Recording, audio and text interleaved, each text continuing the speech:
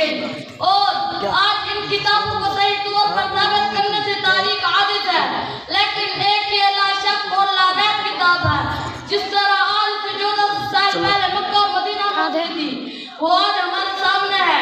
سامعین گرامی، آسمان سے زبور اتری تو غیر مسلموں نے اسے بدل ڈالا، تورات نازل ہوئی تو کفار نے اس میں اپنی گھڑی ہوئی باتیں ملا دی، انجیل نازل ہوئی تو ایسے بھی اصلی حالت پر رہنے نہیں دیا گیا، دیگر صحیح میں بھی آسمان سے اترے انہیں بھی تبدیل کر دیا گیا۔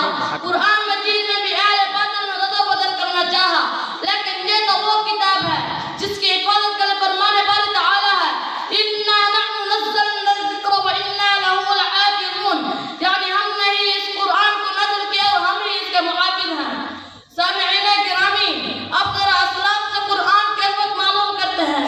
کسی نے امام اعظم امام ابو حنیفہ رحمۃ اللہ علیہ سے پوچھا، امام صاحب آپ نے قرآن کو کیسا پایا؟ تو انہوں نے جواب دیا، میں قرآن سے ہزاروں مسائل نکال چکا ہوں لیکن قرآن کا حق کبھی بھی ادا نہیں کر سکا۔ کسی نے امام غزالی رحمۃ اللہ علیہ سے پوچھا، امام صاحب آپ نے قرآن کو کیسا پایا؟ تو انہوں نے بڑی عجیب بات کہی، قرآن آسان بھی ہے اور مشکل بھی۔ آسان تو اتنا ہے کہ 8 سال کے بچے کے سینے میں اتر جاتا ہے، اور مشکل اتنا ہے کہ 1400 سال سے علماء، مفتیان کرام، مفسرین قرآن میں غوطہ زن ہیں، لیکن کوئی بھی اب تک سارے موضوع حاصل کرنے میں کامیاب نہیں ہو سکا۔ سامعین گرامی، آج کے بعد یہ عہد کر لیجیے کہ قرآن کو لے کر ساری دنیا پر چھا جائیں گے اور اس شہر کے مصداق بنیں گے۔